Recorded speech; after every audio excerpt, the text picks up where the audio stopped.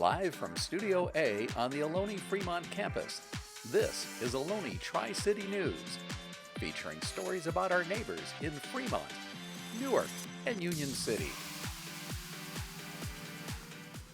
Good evening. I'm Rebecca Twyman. And I'm Armando Galan. Welcome to Ohlone Tri-City News for Wednesday, November 9th, 2022. And now the news. Alameda County has officially released the unofficial final results for yesterday's general election.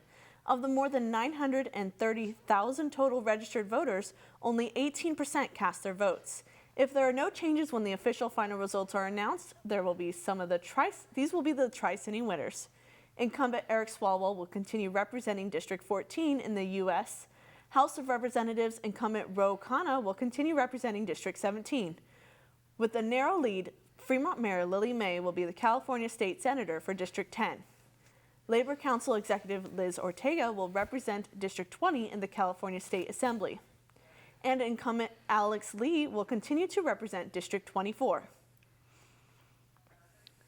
For the City of Union City Council member, Jaime Patino will continue representing District 2. Educator business owner Jeff Wang will be the new City Council member representing District 3. Planning Commissioner Scott Sakakara will be the new council member representing District 4. Area 4 of the New Haven Unified School District will have physics professor Shruti Kumar as its new board member. In Fremont, School Board Trustee Desiree Campbell will serve as the new City Council member for District 2. Jenny Kassan will continue as the City Council member for District 3, and Zhang Xiao will continue as the Council member for District 4. In the Fremont Unified School District, Diane Jones will continue to be the board member for Area 3. For the Newark Unified School District, retired educator Catherine Jones and retired engineer Nancy Thomas will become board members. For the City of Newark, Vice Mayor Michael Hannon will become the new mayor. The City Council will retain incumbent Mike Bucci. Joining the council will be State of California employee Matthew Jorgens. For complete Alameda County election results, visit acvote.org. For California results, visit sos.ca.gov. County elections officials have until December 9th to report final official results to the Secretary of State. Last Saturday, Fremont's Alameda County Library hosted a Veterans Connect Fair. At this event, all members of the public were invited to learn about our veterans. Some of the booths that were set up were the Work for Warriors booth, the Alliance Therapy Dogs booth, and the Japanese American Veterans Association booth. The musical group The Swinging Blue Stars performed in front of the library, and a taco food truck could be found nearby. Veterans Day is coming up soon, so be sure to honor the veterans near you. Ohlone recently celebrated 50 years of Deaf Pride. Here's Andre with the story.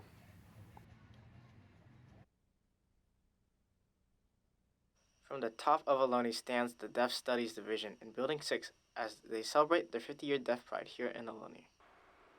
Hello, I am William Wong. I am a deaf faculty member in the Deaf Studies Division. I teach American Sign Language, but I also teach mathematics to deaf as well as hearing students. Okay, sure. I'm Sandra Ammons. I teach here at Ohlone. Today is a special day to celebrate one of the largest and most comprehensive programs designed to meet the academic and vocational needs of deaf and hard of hearing students.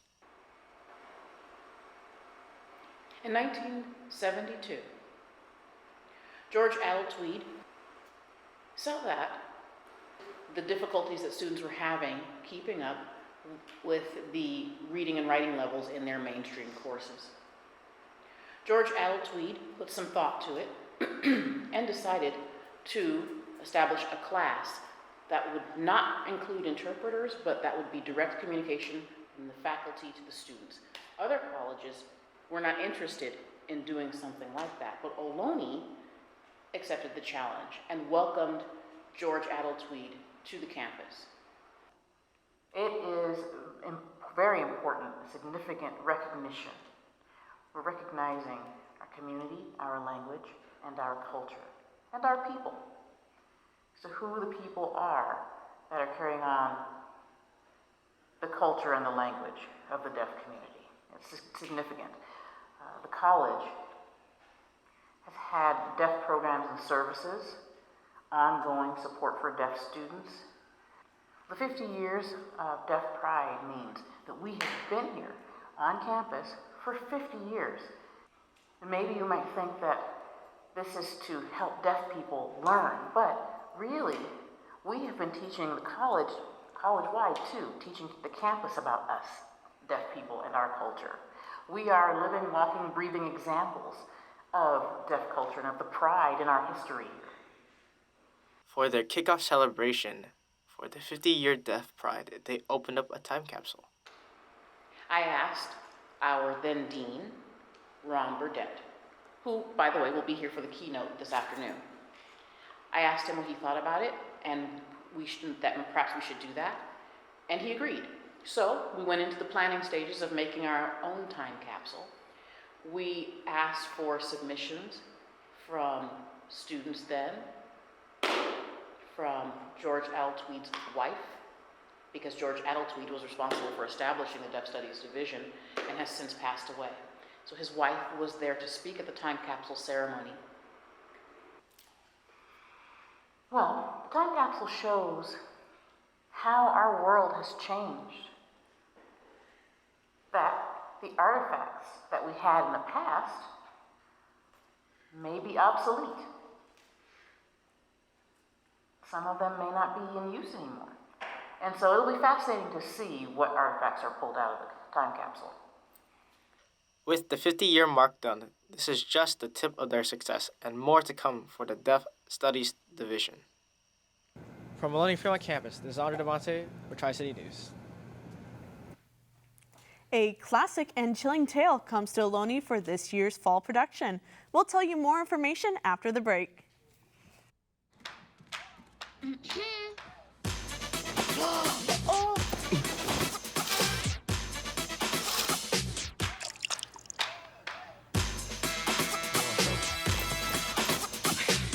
You're not gonna get it all right.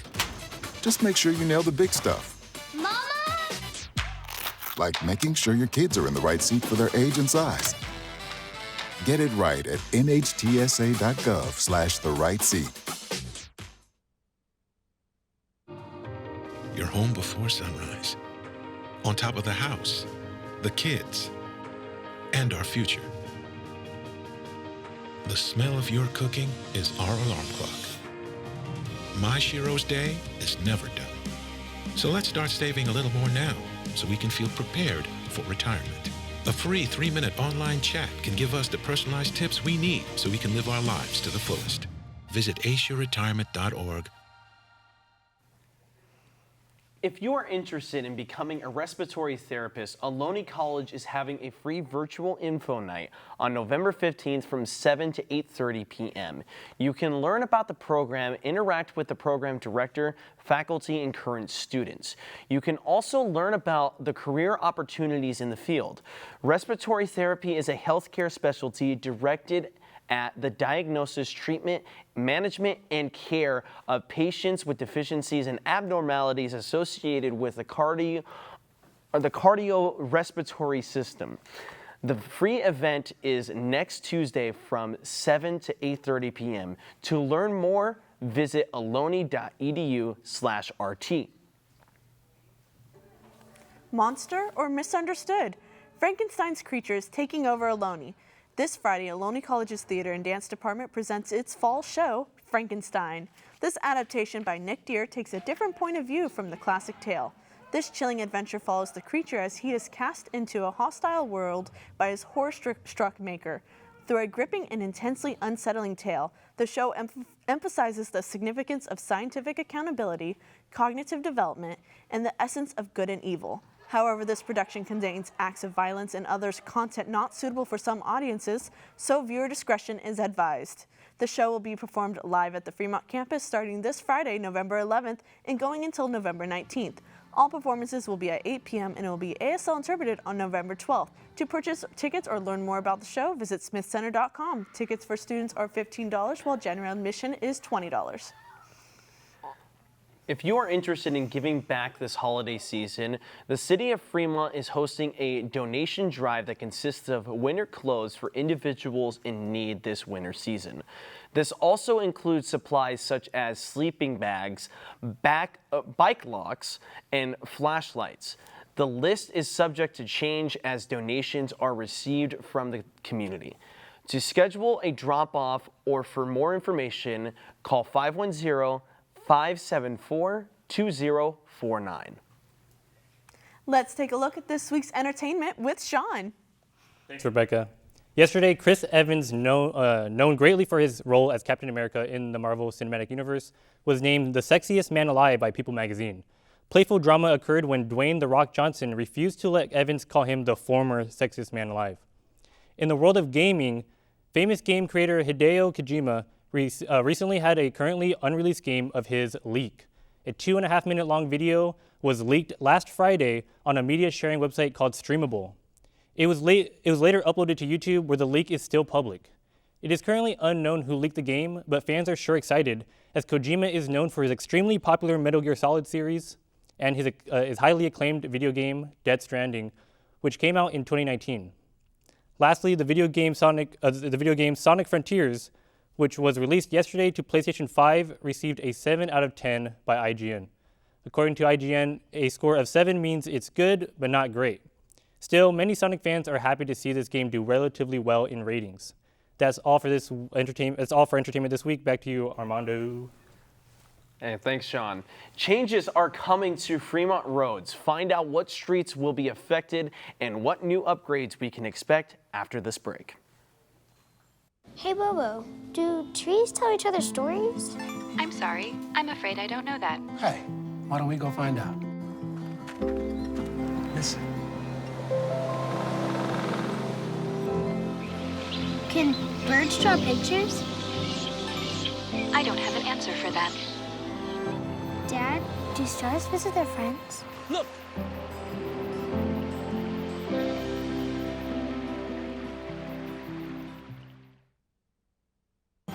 Meet the scan, a simple procedure whose mission is to detect lung cancer early.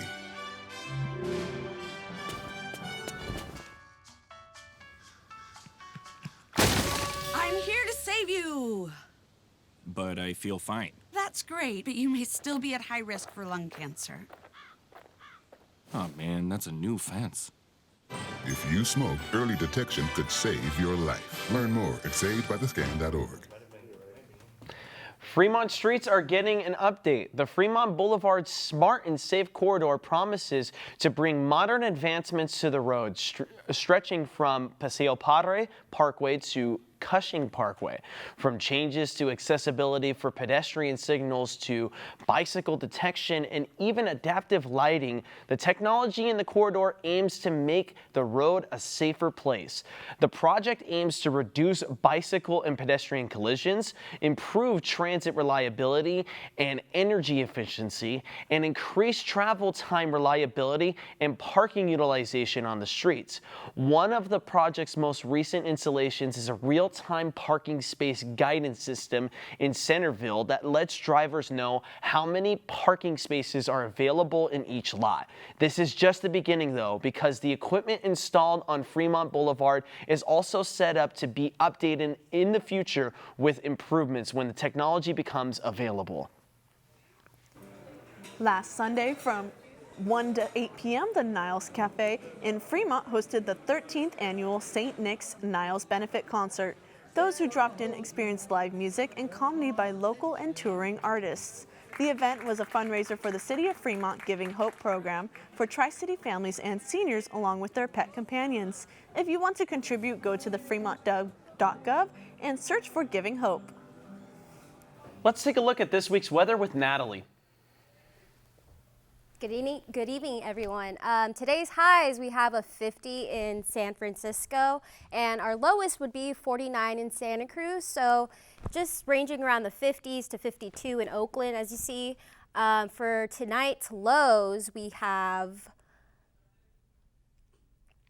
46 in San Francisco, 47 in Oakland. Our lowest is 45 in San Jose, also in Dublin, 45. And then let's roll to our highs for tomorrow. We have San Francisco with a 58 and Oakland 58 as well. San Jose with 57, also Santa Cruz, and our 5-day forecast for tomorrow, or for this week. We have Coastal 57 through 58, East Bay 58 through the 60s. Inland is going to be 50 to 58 or to 60. Thursday to Sunday, it's going to be partly cloudy, and on your last day on Sunday, it's going to be sunny. So it'll be a great day to go to the park or something. So back to you, Rebecca. Thanks, Natalie. How are our Ohlone sports teams doing this week? Find out after the break. The thing that drives me every day as a dad is him. Every day he's hungry for something. And there's this huge responsibility in making sure that he's a good person. I think the advice I would give is you don't need to know all the answers. It's okay to make mistakes. As long as it's coming from love, then it kind of starts to work itself out.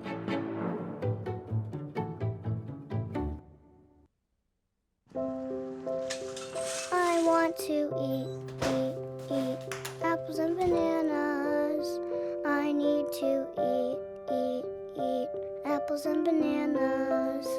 Why can't I eat apples and bananas? Support the Feeding America nationwide network of food banks to help provide meals to those in need. Join us at feedingamerica.org. We Stand United Against Hate is a movement for local civic action to stop the hate and implicit biases to raise awareness. This upcoming week, November 13th through the 19th, they have a call to Stand United Against Hate Week. There will be a community engagements, virtual video calls, city proclamations, and more. If you would like to learn about the movement and where you can be involved, visit unitedagainsthateweek.org. Now let's take a look at this week's sports with Johan. Thank you very much, Rebecca.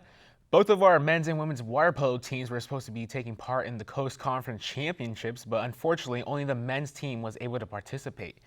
The women's water polo team had to forfeit their games against Marin and Merced College last week due to a COVID outbreak among the team.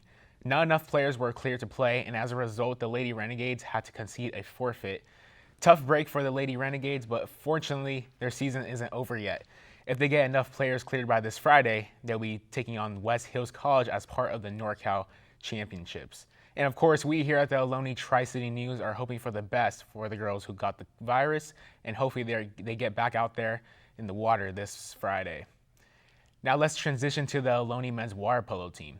The Renegades took on Cabrillo College as part of the Coast Conference Championships, and the Renegades came out on top with a very close score of 8-7. This may have been the game of the year, folks. The Renegades were down 7-5 going to the fourth quarter, and Cheyenne Rezvani put their team on his back, scoring 3 goals in the fourth quarter, including the game-winning shot.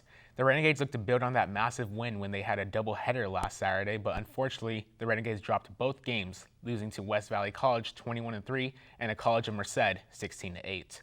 The Renegades this week will be playing in the NorCal Championships, and they will be taking on the West Hills College again, looking for a different outcome this time around. Now let's transition to the Ohlone women's volleyball team. The Lady Renegades took on Taft College, looking to get back into the win column after their loss versus Cabrillo College last Wednesday, and they sure did bounce back. The Lady Renegades absolutely obliterated Taft College, shutting them out 3-0. Number 5, Gabby Ray Chow once again had a double-digit kills with 10 as she continues to have a stellar season. Now onto the Ohlone men's soccer team. The Renegades had 2 games in the last week looking for their first win in the 2 months. in over 2 months, but for the first matchup was against Cabrillo College, and that game resulted in the draw with a score of 1-1. And yesterday, the Renegades took on City College, but unfortunately, they dropped that game as well, 3-0. The Renegades will be taking on Skyline College as it's their last regular season game of the season. Now onto the Ohlone women's soccer team. The Lady Renegades took on West Valley College last week in hopes to win their first game of the season, but unfortunately they took the loss with a score of 5-0. Their last regular season game will be this Friday, and they'll be taking on Hartnell College, looking to avoid a winless season. Last week, the Ohlone women's basketball team opened up their season with 3 games. The Lady Renegades took the loss in their opening game of the season versus Feather River College, but on the very next night, the Lady Renegades traveled to Lawson College and was victorious for the first time of the season. Number 15, Diana Kramer, was the player of the game, shooting with 26 points and single-handedly made it rain inside that gym with 6 3-pointers. In their next game, when they matched up against Monterey College, it was a high-scoring game, but the Lady Renegades took the loss with a score of 72-62. Number 23, Naomi Lokusong, had a double, scoring 28 points and 10 rebounds. Naomi was living on the free throw line, going for 4 for 16 on the line. So overall, not bad of a first week for the Lady Renegades. At first glance, it seems like this is going to be a high-scoring and fast offense, and they're going to need to rely on ball movement and consistent shooting. The next game will be this Friday, and they'll be taking on College of Merced. The much-anticipated Ohlone men's basketball season started last weekend. Here's Armando Galan with the headlines and results from the games at Chabot. Ohlone men's basketball played 3 games this past weekend in the 54th Gladiator Classic. The Jordan Lee era of Ohlone basketball has begun. In Game 1 against Diablo Valley, the Renegades never surrendered the lead in a winning effort. Freshman Matthew Villanueva scored 28 points in the 84-75 victory on Thursday. Friday's game was absolutely dominated by the Renegades as they won by 41 points against Shasta. Villanueva scored 20 points and freshman Jude Jennings scored 16 in this 92-51 blowout win. For Ohlone Tri-City News, this is Armando Galan. The Renegades had a third game against Ridley College on Saturday, and the Renegades pulled off an undefeated weekend in an instant classic. Matthew went off again, scoring 26, and Jennings scored 16. And number 14, the man they called Neb Tech, scored 11 as the Renegades won 76-71. This Ohlone team dominated in all facets of the game last weekend. Matthew Villanueva went off in the tournament, averaging 24 points, and Jude Jennings averaged 18 points. Number 15, Michael Fashion, is a defensive anchorer, averaging 4 forced turnovers and even crashing the boards as he's averaging 10 rebounds in games. So it seems like both our men's and women's basketball teams are high-scoring offenses, which sounds fun to watch. So basketball season is officially upon us. Come out and support our boys tomorrow as they open up their regular season against Solano College. Tip-off is at 7 p.m. And with that is a wrap with sports for the week. Back to you, Rebecca. That's all for Ohlone Tri-City News. Thank you from all of us here at the studio. Have a great night. Goodbye.